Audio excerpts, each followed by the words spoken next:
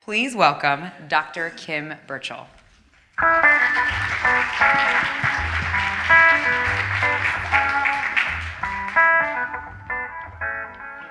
Well, almost afternoon, right before lunch. This is an appropriate topic, isn't it?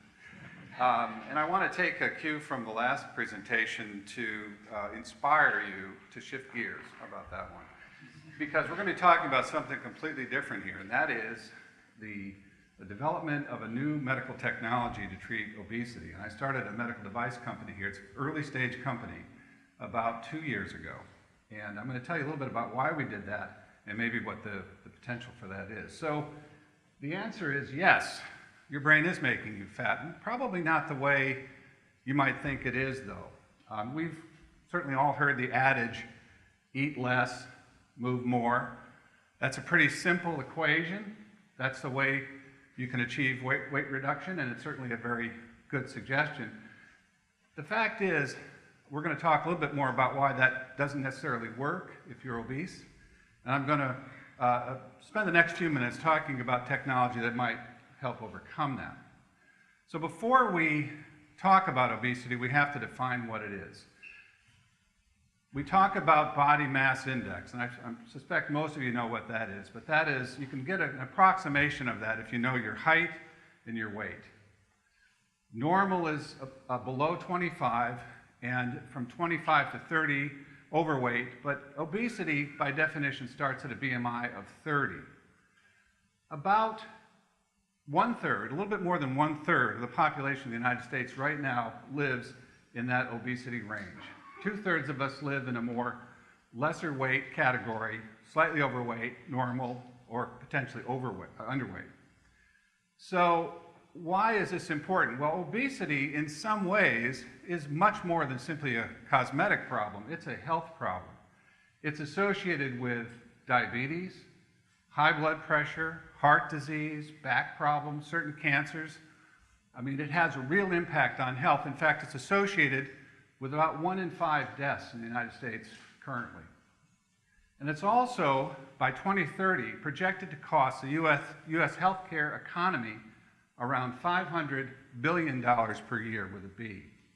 So it's a health problem, it's an economic problem, it's a healthcare maintenance problem. So diet and exercise, great things. Healthy lifestyle, good diet, regular exercise, it's good for all of us. But the myth is that this is a cure for obesity, and by that I mean the BMI of 30 or greater. It just doesn't work. This myth sustains an entire industry, but it's never been proven to be effective for the persistent weight reduction of someone over a BMI of 30 down to a normal range of 25, give or take. In fact, only about 1% of the obese individuals that try to maintain a normal body mass index around 25, using just diet and exercise, only about 1% will achieve that persistently. Now, I've given this talk or variations on this several times, and there's always a couple of people in an audience like this that come up to me after the presentation to tell me, well, I lost 50 pounds, well, I lost 60 pounds, and my BMI is now 25. One, congratulations, you're officially part of the 1%. Not that 1%.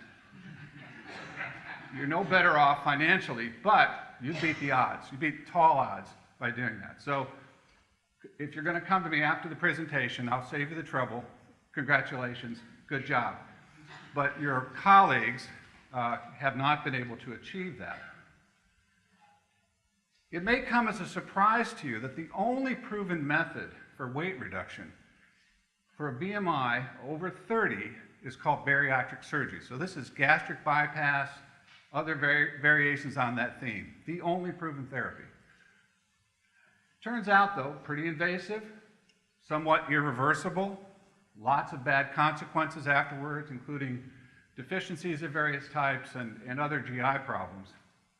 But despite that, about 200,000 of these are done every year in the United States and many more worldwide.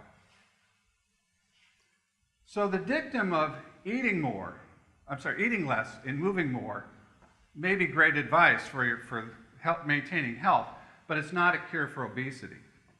And the reason is because the brain directly controls fat metabolism, and it's not pushing yourself away from the table. It has direct connections to fat, and I'll show you why that nature has evolved this. The problem is, and we've heard a lot today about software and hardware. The hardware I'm talking about sits on top of your neck.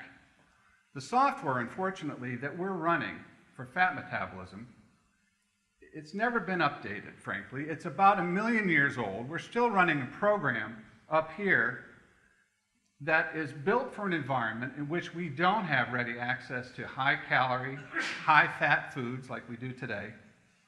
The brain simply hasn't accommodated to our new environment. So the brain will actually establish a set point. That is, when you get to a BMI over 30, the brain will establish that as the new normal and will defend that weight if you try to lose weight, much as it did 1 million years ago when starvation was a real possibility. So that set point is what defeats the diet and exercise strategy that our brains are faced with. In fact, one of the first things that happens when you start to diet as an obese person is you shut down fat metabolism completely. So why and how does the brain control fat metabolism? It does that to control your body temperature.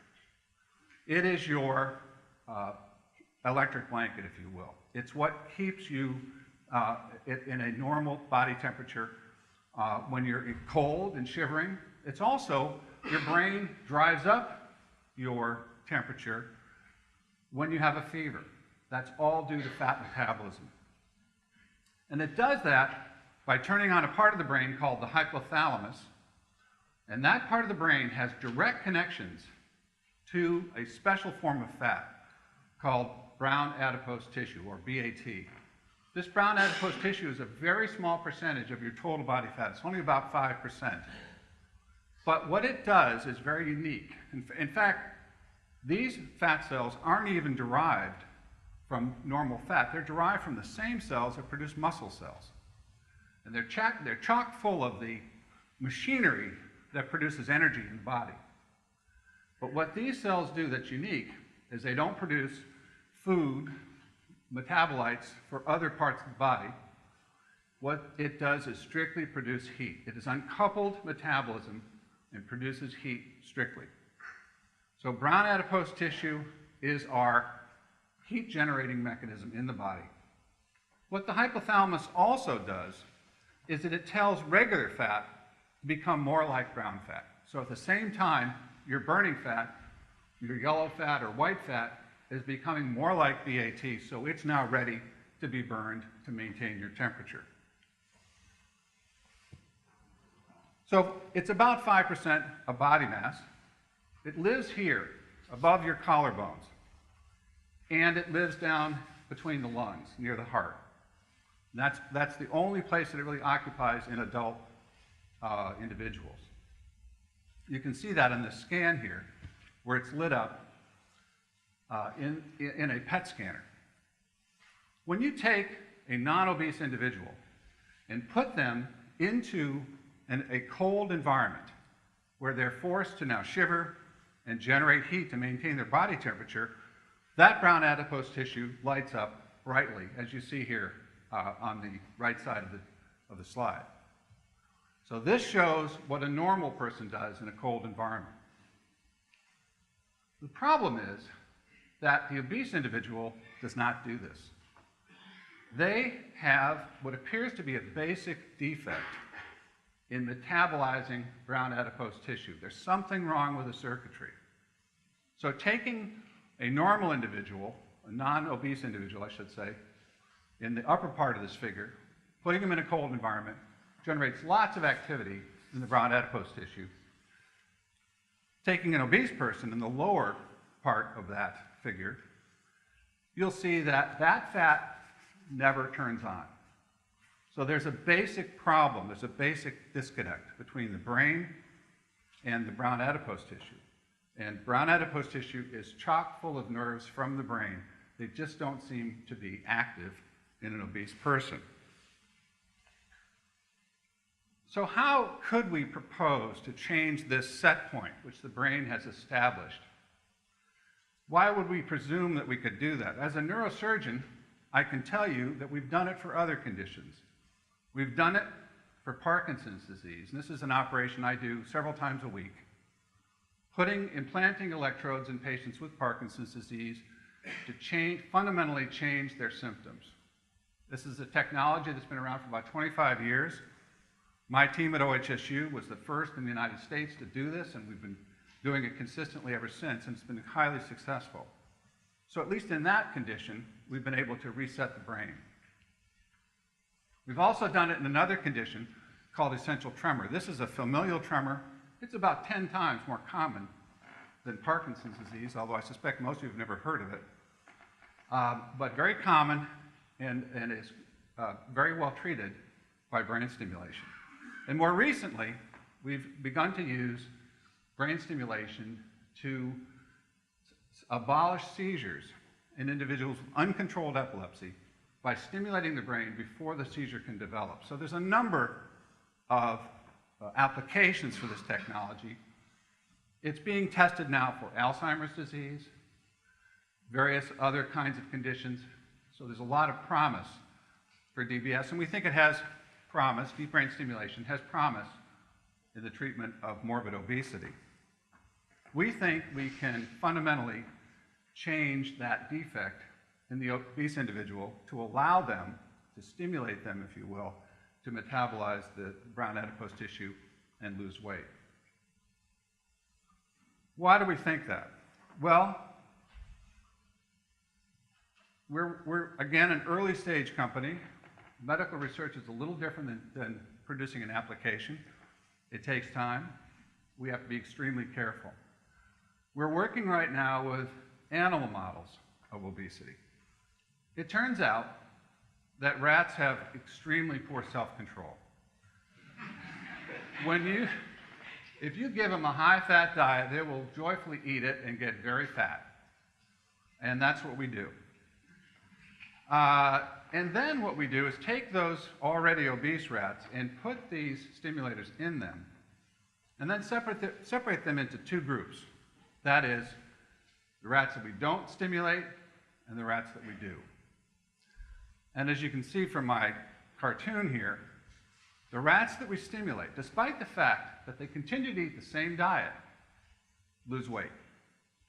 And they lose weight because they're metabolizing fat in the brown adipose tissue, which is constantly being replenished by the much larger proportion of fat, the white fat, that's constantly making new BAT. If you don't stimulate them, the unfortunate guy here, he's still a bit on the obese side. So as I said, we're an early stage company. We are very optimistic, based on our laboratory work so far, that we can fundamentally change the game in bariatric surgery. That we can provide a technology which is safe and effective through the use of deep brain stimulation in this particular condition. And in collaboration with OHSU and my company, Ceramod, we hope to commercialize this entity within the next few years. Thank you very much.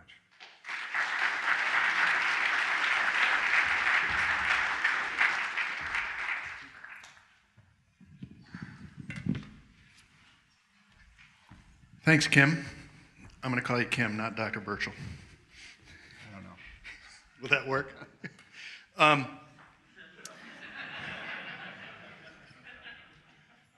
Kim and I know each other. So the famous medical researcher Louis C.K. once said, "I don't eat until I'm full. I eat until I hate myself." Any truth to that? Well, I can't speak for him, but I think it's, again, I think it's a problem that the brain is in control of this, and that set point is higher for some people than others. Some of us know when to stop, and that's probably not willpower. That's probably to some degree the mechanisms in the brain which are related to these centers in the hypothalamus that control appetite. So that's called satiety. And the satiety center is right next to this fat control center. So there's probably there are interactions between those two things. So one of your slides, and you talked about the fact that obese people may have, I wrote it down from your slide, a basic defect in brain control of fat metabolism. So does that mean that some of us are just born to be obese? That's the $64 question. We don't know whether this is acquired, that is, it's something that develops because of your dietary habits, or whether it's genetic. It's not known right now, but obviously that's a huge question. So let's talk about the startup portion of this. So you are you're the head of neurosurgery at OHSU. You're a nationally renowned physician. You're, as you said, the first MD to use deep brain stimulation to treat Parkinson's anywhere in the United States. You're an employee of OHSU, and now at the age of 60-something, you said, I'm going to be a startup entrepreneur. That's got to be a little bit of a different shift in how you think about things. It's pretty daunting, I must say. I think to start a company where I'm looking at a timeline that's going to take me well into my mid-70s, is intimidating, I have to say. Medical devices take a long time to develop, and they're extremely expensive to develop. I don't believe we have a track record in our state or in our region for this kind of technology that's innovative. So I look at this as a way to find an application for technology we know works for other conditions that could truly help a health problem in the United States in a way that we're really not meeting a medical need right now. So I'm hopeful that I will at least get this started. Whether I'll be there for the first sale, I don't know, but I hope others will take up the charge and will make a go of this. Have you put a foosball table in your office yet? I'm thinking about a ping pong table, but it pretty much take up my whole office. So in terms of getting, I assume, some sort of federal approval to use this practice to treat obesity, is that the FDA, or what are the regulatory hoops? Yeah, the regulatory hoops are daunting also. To approve a medical device, first of all, you have to have a device. Right now, the device we're proposing doesn't exist, so we have to manufacture a number to be used in a clinical trial, and the clinical trials go through stages: phase 1, 2, and 3. Phase 3 being sort of the penultimate stage, where you're now testing for both safety and efficacy in large numbers of people. And that entire process probably takes a minimum of 5 or 6 years to get through that. At which point you apply for a labeling for your device, and that can take another year or two. So you're talking about an 8 to 10 year process from the point of having a device in hand. And is it the FDA? I mean, what's the? It's the FDA, correct. It's the FDA that will label. And then there's another layer of complexity where you have to then have Medicare or CMS approve your drug or your device for funding. So that takes another year or two to be fundable, because no one's going to invest in a company where you can't sell your device, no matter what the evidence is. So that's another add-on in time.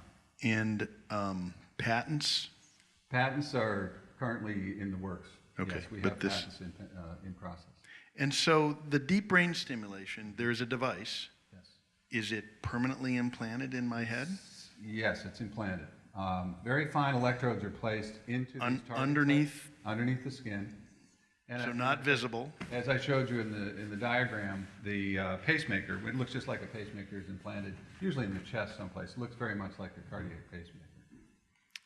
So not at all visible to the... Almost invisible. And do you have any sense now of cost? Well, the cost for the current implantation in Parkinson's disease, probably, including the device, and the devices are the most expensive, probably around 120,000, something like that. That includes hospitalization, everything. And this is intended for people who are, I don't know if this is a medical term, morbidly obese as opposed to? I think our first target would be the failures from bariatric surgery, and there's about 10 to 20% of people that fail bariatric surgery. So what are those numbers? How many? That's somewhere around 20 to 30,000 per year, which would be just a nice market for us if we could achieve that. At least to start with. Gotcha. Let's open it up. Yeah. If it took thanks. millions of years to build the mind as it is, and it takes a couple of hundred years to get rid of the communication between the mind and bats, is that evolutionary or devolutionary? Is it something that we're evolving to because the diet is permanently changed to something different? Again, that gets back to the question of whether this is a genetic predisposition based on some survival, some advantage to survival in the past, or whether, for example, we have good evidence now in the laboratory that you take a normal animal and feed them a high-fat diet, and they basically shut down that neural connection to brown adipose tissue. You can't tell anybody because that's unpublished, but that is actually the foundation of our technology. If I had to guess today, I think it's acquired. I think it is the fact that we've never had a diet like this, and it's working against us. That same fat that we would have loved to hang on to a million years, we don't want it anymore. But we haven't gotten to 2.0 yet. We're still working at 1.0. Other questions? Raise your hands. There we go. When you refer to this as deep brain stimulation, does that imply that it's actually being buried into my brain tissue, which seems awfully invasive? It is. I'm a neurosurgeon, so I'm gonna have to, you're not hurting my feelings when you say that, just so you know. But the fact is, these are tiny electrodes that are. We have the ability now. I didn't get into the technology, but we have the ability now to place these precisely for Parkinson's, tremor, epilepsy, other things. Believe it or not, the patient, it's almost an outpatient procedure. It is extremely safe, and as I said, I do it 3 or 4 times a week. For people that are really desperate, and these are patients mostly with Parkinson's disease, and it changes their life. I mean, it's competing, concerns. Is it invasive? Yes. Does it represent good for the patient? Absolutely. So, we'll have to wrestle with that. Is it worth it to go through something like this as an alternative? But as I said, over 200,000 bariatric surgeries are going on right now. It's not like it doesn't happen. And those surgeries are more complicated, and there are more complications than what we do.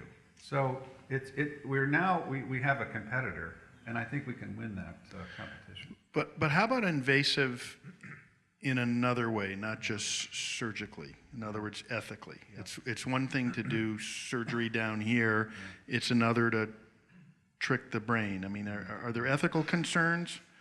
Well, the brain is my favorite organ. I'm not Woody Allen. I'll just say right off the bat. It's what I do. We trick the brain all the time. We trick it out of certain things. We remove certain things. We put in certain things. I mean, it's our space.